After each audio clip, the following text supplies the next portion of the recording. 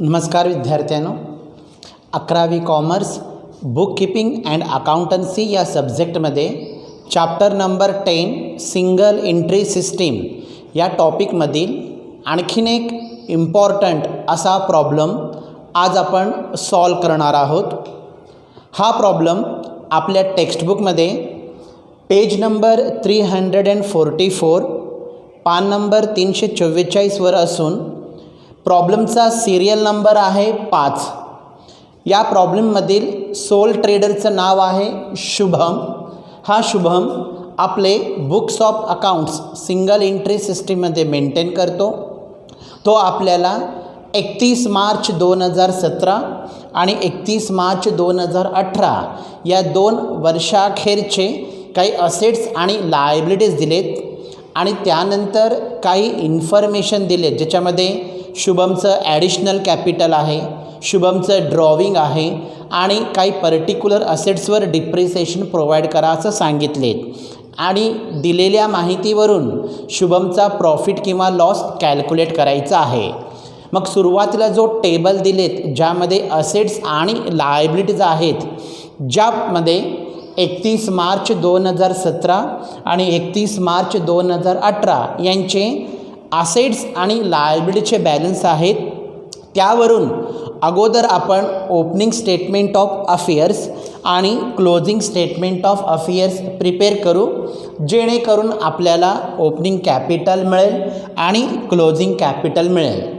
दिलेल्या त्या टेबलमध्ये एकूण 7 अकाउंट्स आहेत, त्यापैकी सन्ड्री क्रेडिटर्स हा एकच लायबिलिटीज आहे, तर उरलेले cash at bank, cash in hand, stock in trade, sundry debtors किंवा इक्विपमेंट, फर्निचर हे सर्व असेट्स आहेत।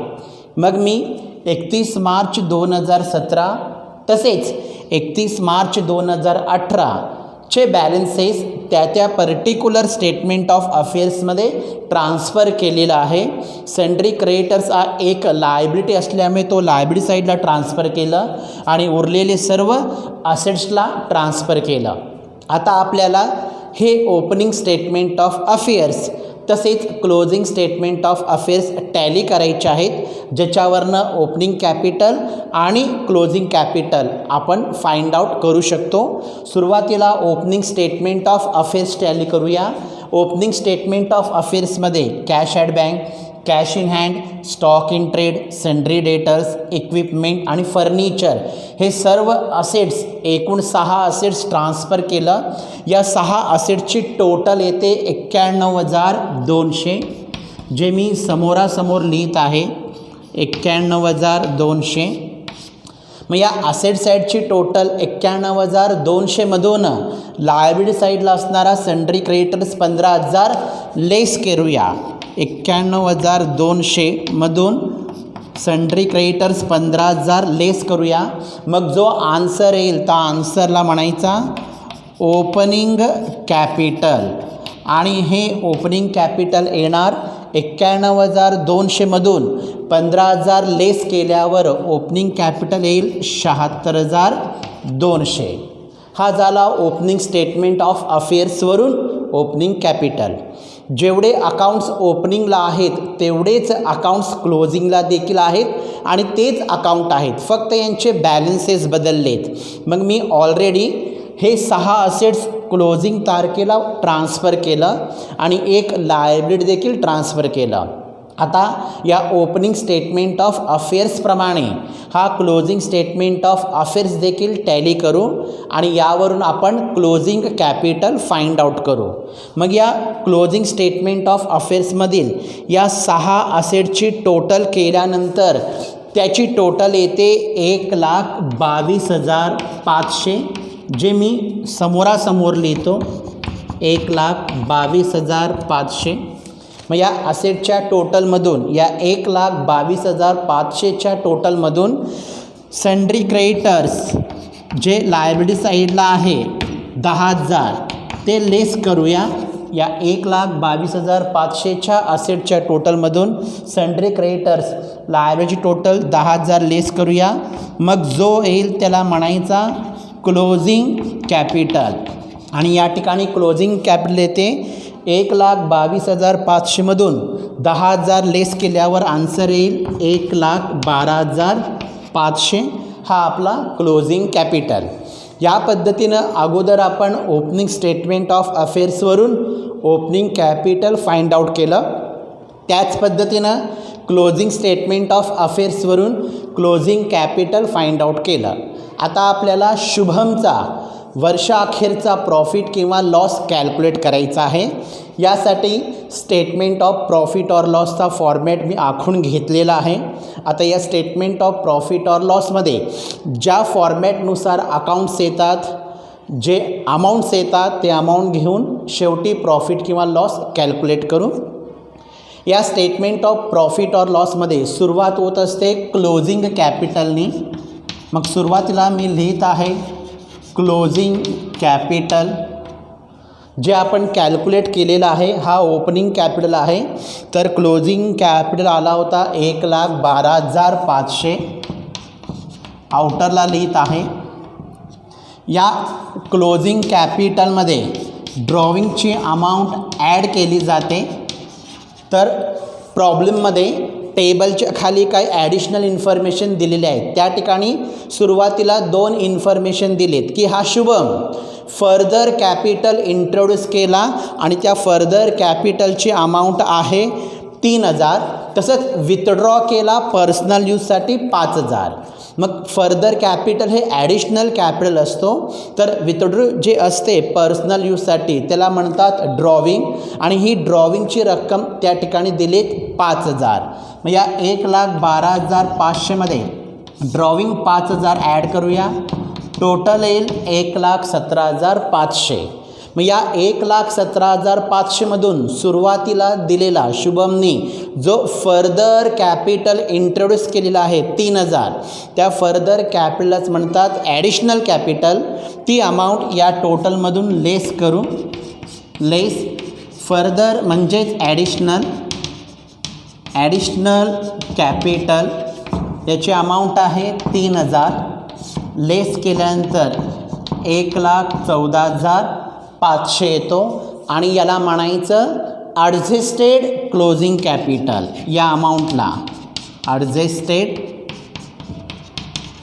Closing capital. मग या ॲडजस्टेड क्लोजिंग कॅपिटलमधून जे opening statement of affairs tally करून ओपनिंग कॅपिटल फाइंड आउट केलेलं होतं ते ओपनिंग कॅपिटल या ॲडजस्टेड क्लोजिंग कॅपिटलमधून लेस करायचा असतो फॉर्मॅटनुसार. मग लेस ओपनिंग कॅपिटल. ओपनिंग कॅपिटल आहे 76,200. लेस करूया 1,14,500मधून 76,200 लेस करूया. वजाबाकीला 38,300 आणि याला म्हणायचं ग्रॉस प्रॉफिट किंवा प्रॉफिट बिफोर ॲडजस्टमेंट. यापैकी कोणताही शब्द वापरू शकता. म्हणजे इथंपर्यंत आपण कुठल्याही प्रकारचं ॲडजस्टमेंट कन्सिडर केलेलं नाही. आता आपल्याला ॲडजस्टमेंट्स कन्सिडर करायचे आहेत. ॲडजस्टमेंट्स 2 प्रकारचे असतात. एक इन्कम किंवा प्रॉफिट होणारे आणि दुसरा असतो एक्सपेन्सेस किंवा लॉस होणारे. इन्व्हेस्टमेंटवरचा इंटरेस्ट किंवा इंटरेस्ट ऑन ड्रॉविंग हे ॲड होणारे इन्कम्स किंवा प्रॉफिटचे ॲडजस्टमेंट असतात. तसं ॲडजस्टमेंट्स या प्रॉब्लेममध्ये आलेलं नाही म्हणून मी हेडिंग टाकतो आहे इन्कम्स अँड प्रॉफिट्स. आणि ॲड होणारा एकही ॲडजस्टमेंट या प्रॉब्लेममध्ये नसल्यामुळे मी डॅश करून वरचीच रक्कम त्याखाली लिहित आहे 38,300. आणि दुसऱ्या स्वरूपाचे जे ॲडजस्टमेंट आहेत जे लॉस किंवा एक्सपेन्सेस होणारे असतात ते लेस करायचे असतात. त्याचे हेडिंग्ज आहेत एक्सपेन्सेस अँड लॉसेस. मग याच्यामध्ये 2 ॲडजस्टमेंट या प्रॉब्लेममध्ये आपल्याला दिलेले आहेत. पहिला आहे इक्विपमेंट या असेटवर डिप्रिसिएशन आणि दुसरा आहे फर्निचर या असेटवर डिप्रिसिएशन. फर्निचरवर त्यांनी 10% डिप्रिसिएशन प्रोव्हाइड करायला सांगितलेत. तर इक्विपमेंटवर 5% 5% डिप्रिसिएशन प्रोव्हाइड करायला सांगितलेत. इक्विपमेंटची ओपनिंग आणि क्लोजिंग अमाऊंट सेम आहे. तसेच फर्निचरचे देखील ओपनिंग आणि क्लोजिंग अमाऊंट सेम आहे. मग या अमाऊंटवर तेवढं रिस्पेक्टिवली जे जे पर्सेंटेज सांगितले तेवढे पर्सेंटेज डिप्रिसिएशन त्या पर्टिक्युलर अकाउंटमधून लेस करायचा. सुरुवातीला आहे इक्विपमेंट आणि नंतर आहे फर्निचर. या इक्विपमेंटवर 5% डिप्रिसिएशन आहे, म्हणून लिहिताना पहिला पॉईंट 5% डिप्रिसिएशन ऑन इक्विपमेंट. इक्विपमेंटवर 5% डिप्रिसिएशन. इक्विपमेंटची बुक व्हॅल्यू आहे 8,000. या 8,000वर 5% डिप्रिसिएशन म्हणजे 8,000 गुणिले 5/100 असं मांडणी केल्यावर अमाऊंट याची येईल 400 रुपये. हा झाला इक्विपमेंटवरचा डिप्रिसिएशन. आणखीन एक डिप्रिसिएशन आहे तो म्हणजे फर्निचर या असेटवरचा डिप्रिसिएशन. आणि या फर्निचरवर त्यांनी 10% डिप्रिसिएशन प्रोव्हाइड करायला सांगितले, म्हणून दुसरा पॉईंट 10% डिप्रिसिएशन ऑन फर्निचर. आणि फर्निचरची कॉस्ट प्राईस किंवा ओरिजिनल प्राईस आहे 10,000. मग या 10,000वर 10% डिप्रिसिएशन म्हणजे 10,000 गुणिले 10/100 असं मांडणी केल्यावर यावरचा डिप्रिसिएशन येतो 1,000. असे एकूण 2 लेस होणारे ॲडजस्टमेंट्स असल्यामुळे ते दोन्ही ॲडजस्टमेंट इनर कॉलमला रेकॉर्ड केलं. या दोन्ही डिप्रिसिएशनची अमाऊंट येते 1,400. मग हे 1,400 वर असलेल्या रक्कम 38,300मधून लेस करायचा. 38,300 या व्हॅल्यूमधून डिप्रिसिएशन 1,400 लेस केल्यानंतर आपला आन्सर येतो 36,900. आणि याला म्हणायचा त्या शुभमचा net profit during the year. शुभमने 2017-18 या कालावधीमध्ये कमविलेला नेट प्रॉफिट आहे 36,900. या पद्धतीनं आपण सिंगल एंट्री सिस्टीममध्ये त्या सोल ट्रेडरचं प्रॉफिट किंवा लॉस फाइंड आउट करू शकतो. याच्यामध्ये 3 स्टेटमेंट आपण प्रिपेअर केलो. ओपनिंग कॅपिटलसाठी opening statement of affairs, closing कॅपिटलसाठी क्लोजिंग स्टेटमेंट ऑफ अफेअर्स. आणि या 2 ओपनिंग क्लोजिंग कॅपिटलवरून प्रॉफिट किंवा लॉसचा स्टेटमेंट ज्याचा फॉर्मॅट ठरल्याप्रमाणे आहे. सुरुवातीला क्लोजिंग कॅपिटल, त्यामध्ये ड्रॉविंग ॲड, जी अमाऊंट येईल त्याच्यातून ॲडिशनल कॅपिटल लेस करायचा. मग ॲडजस्टेड क्लोजिंग कॅपिटल येणार. त्यातून ओपनिंग कॅपिटल लेस केल्यानंतर आपल्याला मिळतो ग्रॉस प्रॉफिट किंवा प्रॉफिट बिफोर ॲडजस्टमेंट किंवा ट्रेडिंग प्रॉफिट. याच्यामधून ॲडजस्टमेंट ॲड किंवा लेस करायचे. प्रॉफिट होणारे ॲडजस्टमेंट्स ॲड होतात तर लॉस होणारे ॲडजस्टमेंट्स लेस होतात. प्रॉफिट होणारे ॲडजस्टमेंट नसल्यामुळे आपण डॅश केलं. आणि लेस होणारे ॲडजस्टमेंट डिप्रिसिएशन आहे. इक्विपमेंट, फर्निचर त्यांचा डिप्रिसिएशन कॅल्क्युलेट करून त्या 38,300मधून लेस केलं. मग शेवटी नेट प्रॉफिट आला 36,900. या पद्धतीने हा प्रॉब्लेमचा व्हिडिओ व्यवस्थित पहा आणि व्हिडिओसोबत पाठविलेला या प्रॉब्लेमचा सोल्युशन देखील तुम्ही आपल्या वहीमध्ये लिहून घ्या.